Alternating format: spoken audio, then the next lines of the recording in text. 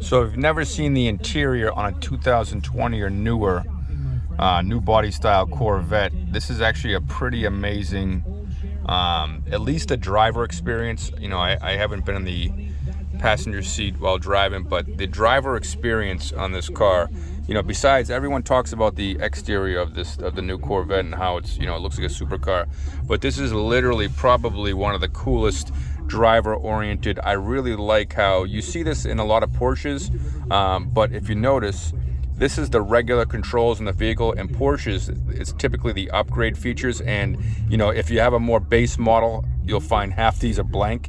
But I like that it utilizes all these. Everything is right there. It's easy to use. Their infotainment system, it's not state of the art.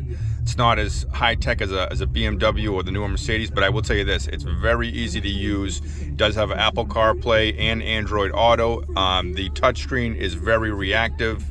Navigation seems good. This vehicle does come equipped with the Bose Performance Series sound system, so the interior on the sound system on this thing is absolutely stunning. Some cool features. This is how you shift the vehicle: park, reverse, neutral, drive. You do have a pretty comprehensive camera system on this vehicle. You can switch through different views, different angles.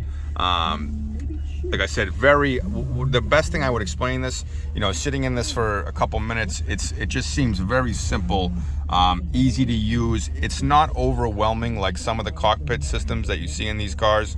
You get your paddle shifters on both sides. The steering wheel is different shape, but it's not like the annoying Tesla where they chopped off it.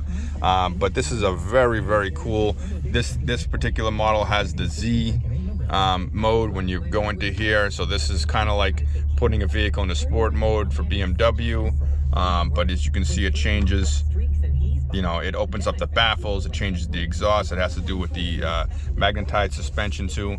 But this is a very, very cool, you know, awesome interior.